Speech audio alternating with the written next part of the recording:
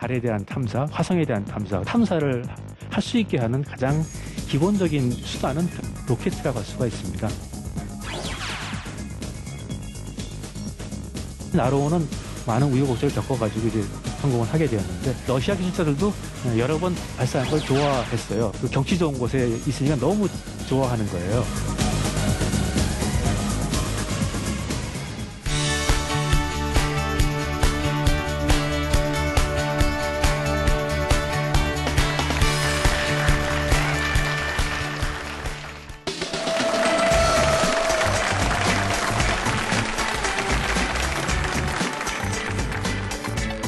네, 여러분 안녕하십니까. 사람과 과학이 만나는 재미있는 과학 강연 프로그램 사과나무의 진행을 맡은 저는 유시연입니다. 여러분 나로호 다 기억하시죠? 네, 그렇습니다. 우주궤도 진입에 성공한 대한민국 최초의 우주 발사체가 바로 자랑스러운 나로호입니다. 나로호가 이렇게 날아서 성공하기까지 굉장히 많은 우여곡절이 있었기 때문에 함께 지켜본 국민 여러분들이 참 많을 텐데요. 그 성공이 2013년 1월이었죠. 네, 2013년 1월에 과학 위성을 우주로 보내는데 나로호가 성공을 했습니다. 자, 오늘 이 자리에는요, 그 나로호의 주역 한 분을 모시고 아주 자세한 이야기를 들어볼까 합니다. 박정주 박사님, 여러분 큰 박수로 무대 위로 모시겠습니다.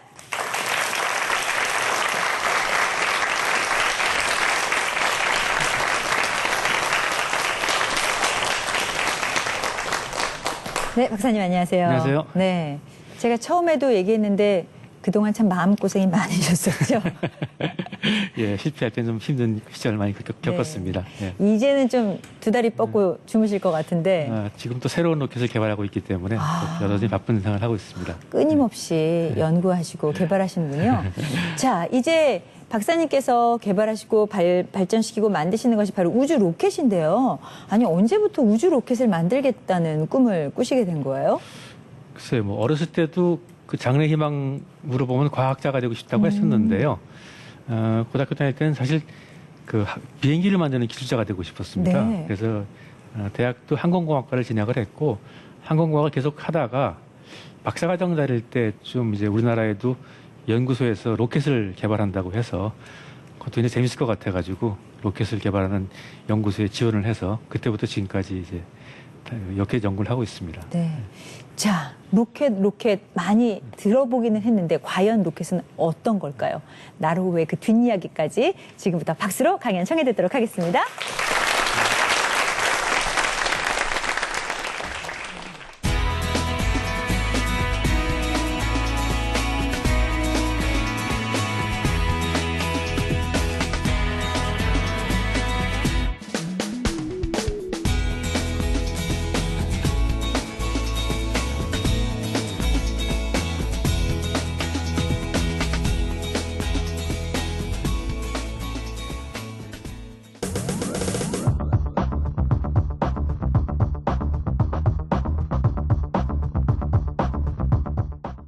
나로 발사를 통해 가지고 많은 분들이 그 우주 발사체에 대해서 아시게 되고 또 관심도 많이 가지게 되셨는데요. 나로 이전에도 우리나라는 그 국가적으로 한 3개 정도의 과학 로켓을 개발을 했고, 또 나로가 발사된 이후에 지금 또 새로운 종류의 로켓을 개발하고 있습니다. 그래서 오늘은 그런 로켓들 우리의 발전 과정 같은 걸 말씀드리고 앞으로 계획 같은 거를 말씀드리고자 합니다. 그 로켓은 그러니까 어떤 연소실이라는 공간에서 고압가스를 만들어서 그거를 한쪽으로 노즐로 분출시키면서 그 반작용의 힘으로 앞으로 나는 힘을 갖는 그런 장치를 말하는데요. 이 로켓을 이용을 하면은 이제 우주로 그 사람이나 물건을 보낼 수도 있고, 또 인공위성 궤도에 진입을 시킬 수도 있습니다. 이 로켓 중에서도 특별히 그 인공위성을 우주에 발사할 수 있는 우주 발사체라고 이야기를 하고요. 이 로켓에는 이제 이 연소실 안에서 고압가스를 만들기 위해서 그 재료가 되는 이제 연료하고 산화제를 연소를 시키게 됩니다. 근데 우리가 보통 이제 자동차도 연료를 연소시키죠. 비행기도 연소시키고. 근데 자동차나 비행기 같은 경우에는 이제 공기 중에 있는 산소를 해가지고 그걸 사용을 하기 때문에 연료만 싣고 다니면 되죠. 근데 로켓은 공기가 없는 곳까지 가야 되고 또 필요한 산화제 양이 워낙 많기 때문에 자체 산소 또는 산화제를 싣고 갑니다. 그래서 이런 산소하고 연료를 갖다가 두 개를 합해가지고 통칭으로 추진제라고 이야기를 합니다. 근데 이 추진제가 이제 형태가 고체인 경우도 있고 액체인 경우도 있습니다. 이 고체인 경우를 이제 고체 추진기관이라고 하는데, 고체 추진기관 같은 경우에는 이 고체 형태의 그 연료하고 고체 형태의 산화제를 개어가지고 마치 고무처럼 됩니다. 그래서 그런 것들을 이 통 속에다가 이제 넣어서 굳힌 다음에 그걸 이제 연소시키면 거기서 고압가스가 나오는 형태가 되지요. 어찌 보면 고체 추진기관은 마치 다이나마이트를 그냥 그 어떤 딱딱한 통 속에다, 단단한 통 속에 집어넣고 터뜨린 거랑 비슷하다고 생각하시면 될 것 같습니다. 이런 고체 추진기관은 그 구조가 좀 간단하고 그 다음에 이 또 보관이 용이하기 때문에 소형 로켓에서 굉장히 적절하고요. 또 무기용으로도 많이 사용을 합니다.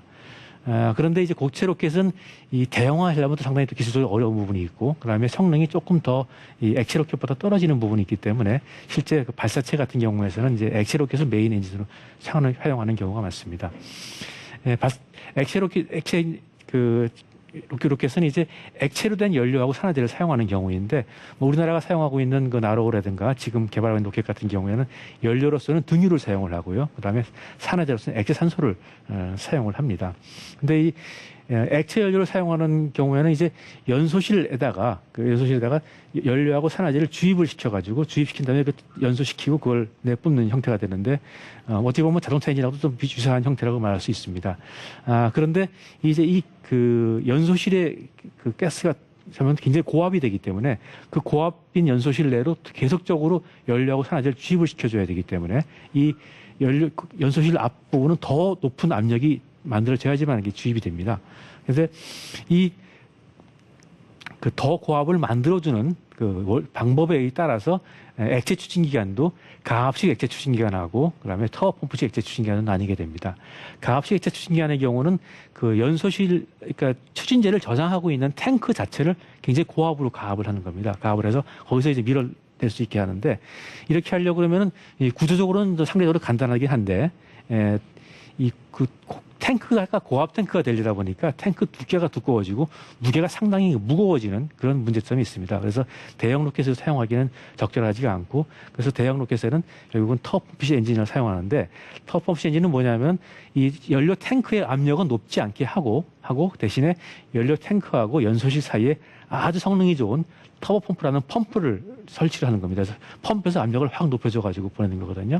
그래서 이런 경우에는 그 성능이 더 나아지고 한데, 문제는 이제 이게 터보 펌프라는 그 펌프 같은 걸 개발하는데 상당히 많은 기술이 필요하기 때문에 기술적으로는 가장 어려운 형태라고 할 수 있겠습니다. 그래서 우리나라도 이런 그 로켓 개발하는 단계가 처음에는 고체 로켓부터 시작해서 가압식 로켓을 거쳐가지고 터보 펌프식 로켓으로 오는 이런 단계를 거쳐가지고 지금 발전을 해왔습니다.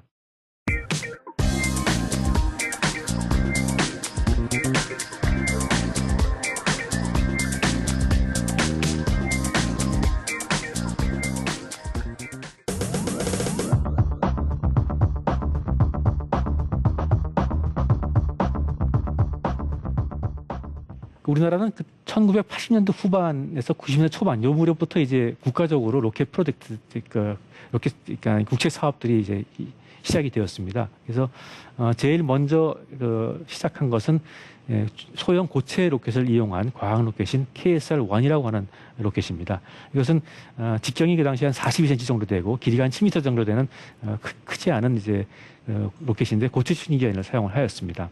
그래서 그 고도 한 50km 정도까지 올라갔다가 내려오면서 그 당시에 이제 한반도 주변에 오존층을 측정을 할 수 있었습니다. 이후에 이제 그 KSR-1을 개발한 다음에 KSR-2는 2단형 그 과학 로켓이었습니다. 그래서 중형 과학 로켓이라고 불렀는데, 이거는 KSR-1 로켓에다가 밑에다가 하나 더 고체 로켓을 하나 더 붙였습니다. 더 붙여가지고 고도를 높이기 위해서 2단에서 연소를 시켜서 고도 한 150km까지 올라갔습니다. 그래서 일단 이제 고도 150km 올라갔다 오면서 그러니까 오존층뿐 아니라 뭐 천체 관측 같은 이런 약간의 그 우주과학 업무도 수행을 하였습니다. 이 중형 과학 로켓은 그 1998년하고 그다음에 98년 두 차례 발사를 했는데 97년에는 발사했는데 발사한 지 한 20초 정도 후에 통신이 끊어져 가지고 실패를 했습니다. 그래서 저희가 로켓 개발하면서 첫 번째 실패를 경험을 하였고요. 우리가 이제 그 KSR-2를 개발을 하면서 이때까지는 사실은 어떤 우리가 앞으로 대형 로켓을 개발하겠다 또는 발사체를 개발하겠다 이런 의지를 외부에다가 표명하지 않았었습니다. 왜 그러냐면 그 당시에 워낙 그 로켓 개발 초기이기 때문에 좀 그런 큰 로켓을 개발하는 그런 계획을 발표를 하면은 어떤 그 선진국 견제 같은 것 때문에 오히려 방해받을까 봐 우려가지고 안 했는데요. KSR-2를 하고 KSR-3를 이제 계약을 할 때 KSR-3를 그러면 3단형 과학 고체 로켓을 3단형으로 갈 것이냐. 근데 거기에 대해서 약간 회의를 이제 가지게 되었습니다. 그러니까 이 3단형 그 고체 로켓을 하나 더 해서 고도를 높인다 한들 이것이 기술적으로 큰 의미가 있지 않게 보이고 오히려 그것보다는 이제는 그 우리가 발사체를 개발할 수 있는 그 기술을 사전에 습득하는 것이 좋겠다라는 그렇게 결론해서 KSR-3 로켓은 우리나라에서 처음으로 액체 추진 엔진을 사용한 그런 로켓을 개발하기로 하였습니다. 그래서 KSR-3 로켓은 액체 추진 엔진을 사용하였고 우리가 첫 번째 개발하는 액체 로켓 엔진이기 때문에 가압식 엔진을 사용을 하였습니다. 그다음에 그 가압식 엔진 말고도 이제 거기에 들어가는 여러 가지 그 통신 장치라든가 그 다음에 뭐 유도 제어 장치 같은 것들을 발사체에 사용할 수 있는 이런 것들을 좀 이 KSR-3를 통해서 개발을 하였는데요. 그 KSR-3에서 그런 그 장치를 개발한 것 중에 이제 어떤 것들은 사실은 KSR-2에도 사용을 하였는데 그때는 그 외국에서 수입을 해가지고 설치를 한 장치들이 있었습니다.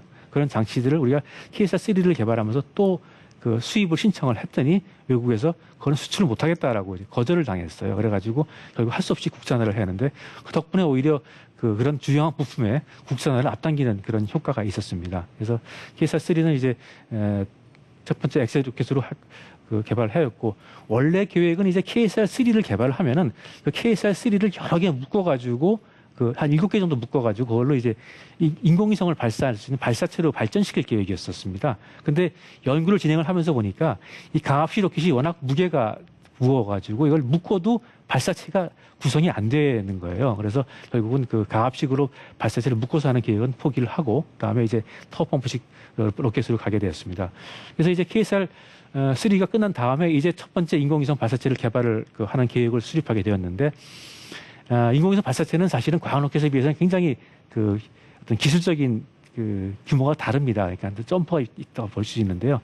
과학 로켓 같은 경우에는 가속을 시켜줘야 되는 정도가 초속 한 2km 정도까지 가속을 시켜주면 과학 로켓은 임무를 충분히 수행할 수가 있어요. 근데 발사체의 경우는 우선 위성이 지구를 도는 속도조차가 초속 한 8km 정도 되기 때문에 자체가 한 속도 10km 정도 내린 적이 있어줘야지 발사체로 되기 때문에 상당히 그 규모가 다릅니다. 그래서 이런 대형 로켓에 대한 체계 종합 기술도 중요하고 또 그 발사체를 하기 위해서 필요한 그 우주센터와 같은 발사장 인프라 시설도 필요하고 그다음에 또 고성능 액체 엔진을 만들어야 되는데 그 당시에 우리가 KSR-3에서 한던 가압식 엔진 가지고는 그다음에 그 발사체 사용할 수 있는 엔진까지 하기는 너무 기술적 격차가 컸었습니다. 그래서 그런 것들을 우리 그 당시에 한 100여 명 정도 되는 연구 인력 가지고 단시간에 따라잡을 수 없기 때문에 국제협력을 하는 것을 검토를 하였습니다. 근데 이제 로켓 부분이 국제협력이 잘 안 돼요. 그래서 워낙 그런 비약산에 대한 우려가 많기 때문에 그래서 다행히 이제 러시아가 국제협력을 해주기로 했는데 러시아도 기술 이전은 없다고 못을 받고서는 국제협력을 하였습니다. 근데 우리는 이제 기술 이전이 없다 하더라도 이 발사체를 첫 단계부터 마지막 단계까지 우리가 같이 공동 개발을 하면은 자연히 기술은 습득되는 것이다라는 믿음을 가지고 그걸 하였습니다. 그래서 실제로 그렇게 되었고요. 그래서 나로호를 이제 개발을 시작을 하였고 러시아와 공동 개발을 통해서 나로호를 개발을 하였습니다. 잘 아시는 바와 같이 나로호는 두 번 실패를 하고 세 번째 성공을 했고 세 번째 성공도 또 두 번 연기를 하고 세 번째 하고 아주 많은 우여곡절을 겪어가지고 이제 성공을 하게 되었는데 뭐 지금은 지나간 다음이니까 뭐 3-4번이 두 번 겹쳐가지고 뭐 기분 좋게 얘기할 수 있습니다만 사실 그 당시엔 사실 힘들었던 부분이죠. 그런데 이 실패하고 연기하고 하는 과정을 통해 가지고 도움이 된 부분도 많이 있었습니다. 우리가 이제 협력할 때는 기술적인 어떤 깊이 있는 얘기가 나오면은 그 기술 이전이 없기 때문에 더 이상 대화를 못하는 경우가 많이 있었는데 실패를 하고 나니까 실패에 대한 원인 분석을 하려고 그러면 서로 논쟁을 막 하고 하다 보니까 기술적으로 좀 더 깊이 있는 대화를 나누게 되는 부분이 있습니다. 그래서 또 기술적으로도 있고 또 뭐 저기 그 발사를 실패와 연기를 거듭하니까는 러시아 기술자들이 한국에 와서 체류하는 기간이 굉장히 늘어나지 않겠습니까? 그러니까 우리 기술자들하고 러시아 기술자들하고 서로 이 같이 있는 시간이 늘어나니까 더 얘기할 시간도 많아지고 그렇게 해서 좀 더 많은 기술을 우리가 얻는 기회가 될 수 있었습니다. 사실은 러시아 기술자들도 여러 번 발사한 걸 좋아했어요. 왜 좋아했냐면은 이 모스크바에 사는 사람들이 모스크바에 바다가 가까이 있지 않잖아요. 그래서 거기에 살다가 한국에 오니까 이 한국의 다도해 그 경치 좋은 곳에 있으니까 너무 좋아하는 거예요. 그래서 얼마큼 좋아했냐면은 그 10월 달에도 이 사람들이 아침 새벽에 바다에서 수영을 하고 나서 출근을 할 정도로 그렇게 우리나라에서 그 발사장 발사할 때 생활을 즐겼습니다. 서로 오고 싶어 하고 그랬던 적이 있었습니다. 그래서 우리가 이제 나로호를 개발하면서 우리도 이제 국산 액체 엔진도 개발을 해야 되기 때문에 어떤 문제가 있을 경우 대체할 수 있는 국산 엔진에서 타워 펌프식 엔진을 국산화 개발을 병행을 했었습니다. 그래서 30톤짜리 엔진을 개발했는데 그 나로호 이후에 이제 새로운 발사체를 개발하면서 그때 했던 그 기술과 그다음에 엔진 개발한 경험을 바탕으로 지금 새로운 발사체인 한국형 발사체를 개발하고 있습니다. 한국형 발사체는 이제 국제협력에 기초한 것이 아니고 우리 기술로 이제 해서 하는 발사체인데요. 이것은 75톤짜리 로켓 엔진을 개발을 해서 그걸 1단에 4개를 사용하고 2단에 1개를 사용하고 3단에 7톤짜리 소형 엔진을 채용해서 구성되는 그런 발사체입니다. 그런데 이 발사체는 2019년 정도에 첫 번째 발사를 계획을 하고 있고요. 그래서 이게 개발이 되면은 이제 지금까지는 그 우리나라 위성을 외국의 위성에 의존해 가지고 발사를 하였는데 이거를 이제 국산 발사체로 발사를 할 수가 있는 이런 기회가 되겠습니다. 그리고 또한 이제 좀 더 경제성 있는 발사체를 개발을 해가지고 이걸 외국의 발사체를 위성을 수출할 수 있는 기회도 가지고 있고요. 가장 관건이 되는 기술은 이제 엑스 엔진 75톤짜리 개발을 하는 것인데 이걸 위해 가지고는 가장 먼저 해야 될 것이 지금 시험 시설이 국내에 전혀 없었습니다. 그래서 시험 시설을 구축하는 것이 우선적이고 그래서 이 시험 시설을 나로호 우주센터에 6개의 시험 시설을 짓고 있습니다. 그중에서 이제 구성품 부품에 해당되는 타워 펌프 시험 시설과 연소기 시험 시설은 이미 완성이 돼서 이제 시험을 지금 시작하는 단계에 있고요. 다른 이렇게 엔진 조합체에 대한 시험이나 탱크까지 합한 엔진 단에 대한 시험 같은 시험 시설은 현재 이제 구축 중에 있습니다. 그래서 이런 한국형 발사체가 완료가 되면 이 발사체를 이용하면은 달 궤도에 한 550km 정도 되는 탐사선을 또 투입을 할 수가 있습니다. 그래서 현재 한국형 발사체를 이용해서 이 달 탐사, 한국형 달 탐사 계획까지 추진이 되고 있습니다. 지금 이제 요즘은 우리 모두 주머니에 스마트폰을 하나씩 갖고 있는데 스마트폰은 위성에서 직접 수신할 수 있는 GPS 수신기를 갖고 있지 않습니까? 그 외에도 우리 집에서 보는 TV도 그렇고 사실 우주 기술은 지금 우리 생활에 굉장히 깊숙이 들어와 있는 상태입니다. 그래서 이런 우주 기술들이 현재도 많이 사용되고 있지만 또 그러면서 또 아직도 새로운 우주를 이용한 아이디어들이 많이 나오고 있는 상태입니다. 그래서 앞으로 우주를 이용한 이런 어떤 활동은 점점 더 늘어날 것이고요. 또 각국은 경쟁적으로 지금 달에 대한 탐사, 또 화성에 대한 탐사, 그리고 그거 넘어서까지 해성이나 이런 탐사에 대한 열을 올리고 있는데요. 이러한 우주 이용과 그다음에 우주 탐사를 할 수 있게 하는 가장 기본적인 수단은 역시 우주로 나갈 수 있는 수송수단인 이 로켓이라고 할 수가 있습니다. 그래서 저희는 앞으로 한국형 발사체 이후도 더 성능이 좋고 더 대형화된 로켓 개발을 계속해서 앞으로 우리나라가 우주 개발 선진국이 되는데 기여를 하고자 합니다. 예, 제 강의 여기까지입니다. 감사합니다.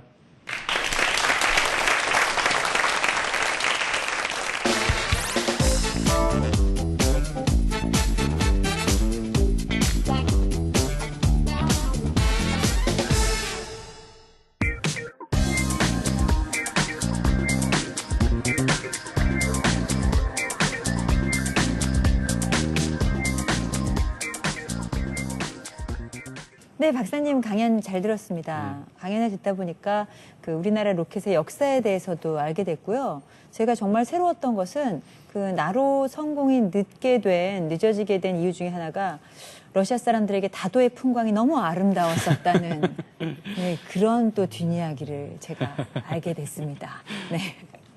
자, 이거 엉뚱한 질문일 수 있는데요. 그 아까 고체 추진 기관 뭐 다이너마이트 같은 거라고 말씀하셔서 저희가 왜 영화 속에서 다이너마이트가 이렇게 폭발할 때 주변에 있던 사람들이 뽕뽕 날아가는 그런 장면을 본 적이 있거든요. 근데 그 로켓가 이렇게 이렇게 폭발하면서 발사하는 것도 이런 거랑 비슷한 건가요? 그렇죠. 그러니까 로켓 고체 추진 기관이라는 그 추진제는 어찌 보면은 화약의 종류라고 볼 수도 있는데 이 다이너마이트는 굉장히 연소 속도가 빠른 화약이에요. 갑자기 폭발하는 그런 건데 이거는 좀 속도가 또 느린 거죠. 느려가지고 그러니까 그 속도가 1초에 뭐 6mm씩 탄다든가 이런 식으로 돼 있어요. 그러니까 이 안에 꽉 차 있다 그러면 그 속도로 때도 쭉 타가면서 거기서 연소가스가 만들어지는 거거든요. 다이너마이트는 좀 더 빠르기 때문에 이게 한꺼번에 다 타버리는 그런 개념인 거고요. 그러니까 원리는 비슷하다고 볼 수 있습니다. 아, 그렇군요. 그래서 천천히 타면서 그 압력을 모아가지고 한꺼번에 큰 힘을 발휘할 그렇죠. 그러니까 타는 것만큼 그것이 다 가스로 바뀌니까 고체가 가스로 바뀌면 그만큼 부피가 커지고 압력이 커지는 거죠. 알겠습니다. 자, 이제 여러분들의 질문을 받아보도록 하겠습니다. 질문이 있는 분은 가볍게 손을 들어주시면 되겠어요? 네, 앞쪽에 계신 우리. 네, 우리나라 첫 번째 우주인으로 이서연 박사님께서 우주에 다녀오셨는데 그 이후에 우리나라의 그 우주 개발 계획이나 또는 유인 우주선 또는 우주 왕복선 개발 계획에 대해서 좀 궁금합니다. 예, 사실 지금 로켓 입장에서 볼 때는 이제 첫 번째 발사체를 했고 두 번째 발사체를 개발하는 단계이긴 사실 굉장히 초기 단계입니다. 그런데 그 발사체가 이제 유인으로 가려고 하면은 사실은 굉장히 많은 단계를 거쳐서 그러니까 발사체 기술이 훨씬 발달해야지 되거든요.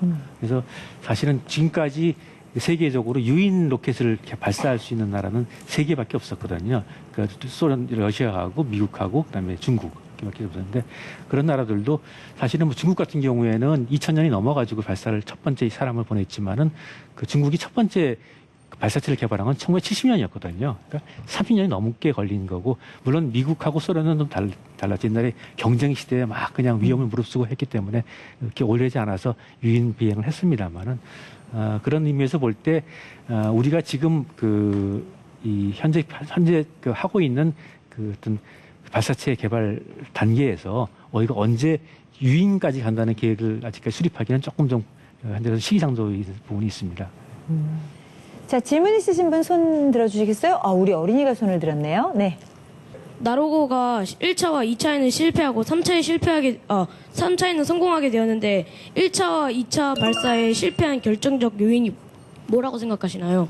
와, 거의 기자 같은 질문인데요. 어려우시겠어요. 네. 이 발사체가 굉장히 많은 구성품으로 구성이 되어 있잖아요. 그래서 사실은 이 구성품 중에 한 개라도 잘못되면은 발사가 실패하게 되거든요.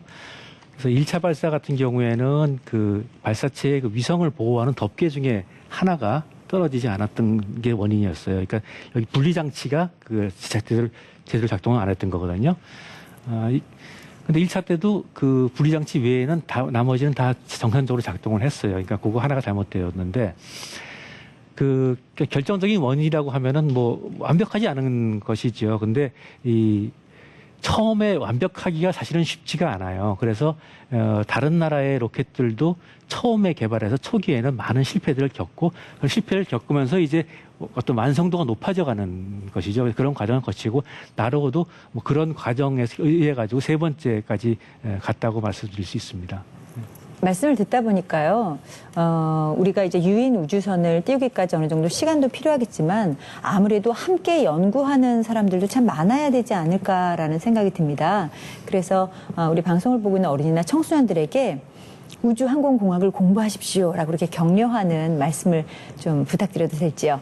지금 그 우주 발사체가 한국형 발사체는 이제 2020년 정도까지 개발을 할 거고 그 다음 단계로 또 이제 좀 더 규모가 큰 발사체를 개발을 하고 그다음에 또 사람이 탈 수 있는 그런 규모의 또 계속 개발을 계속 할 거 아니겠습니까? 그럼 2030년, 2040년까지 발사체 개발이 계속 이어져야 됩니다. 그때까지도 개발 단계에 있는 것이죠. 근데 여기에 있는 그 지금 어린 학생들이 어른이 돼가지고 할 때 되면 그게 바로 그때가 되는 거예요. 2030년, 2040년. 여러분들이 이제 성인이 돼서 로켓 기술자로서 첫 발을 디딜 때쯤 되면은 그때는 우리나라 발사체 기술 지금도 발전했지만 아직도 할 것이 너무 많이 남아있는 그런 상태이기 때문에 굉장히 할 일이 많이 있을 겁니다. 그래서 사실은 많은 어린이나 청소년들이 이런 로켓이나 이런 우주과학에 관심을 가지고 하면은 앞으로도 참 할 일이 많고 재미있는 분야라고 추천하고 싶은 분야입니다. 이쪽을 공부하면 직업을 못 찾을 일이 없을 거다라는. 예, 그렇죠. 네. 사실은 뭐 요즘은 의학 이런 쪽에 상당히 많이 가고 네. 있지만은 사실 저 다닐 때만 해도 제일 공부 잘하는 학생들은 뭐 물리학과나 공대 이런 쪽을 더 많이 갔었거든요. 그리고 앞으로도 또 그렇게 또 그런 이렇게 올 거라고 생각을 합니다. 그래서 여러분들이 정말 재미있는 일이 무엇인가를 생각해 보면은 과학이 상당히 재미있거든요. 그래서 한번 도전해 보시면 좋을 거라 생각을 합니다. 네, 우리나라 로켓의 미래를 책임지고 계신 우리 박정주 박사님께서 오늘 소중한 시간 내주셨습니다. 여러분 큰 박수 부탁드리겠습니다.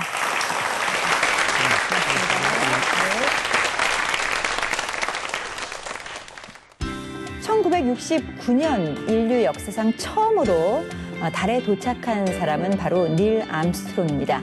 닐 암스트롱이 달 표면에 작은 발걸음을 올려놓으면서 이런 말을 했죠. 이것은 한 인간에게는 작은 걸음에 지나지 않지만 인류 전체에 있어서는 위대한 도약이다라고 했는데요. 이 나로 발사가 우리나라 우주항공공학에 있어서 작은 발걸음일지는 모르겠지만 아마도 우주 강국으로 가는 데 있어서 도약하는 지름길이 되지 않을까라는 생각을 해봤습니다. 오늘 함께해 주신 분들 감사드리고요. 저는 다음 시간에 찾아뵙도록 하겠습니다. 고맙습니다.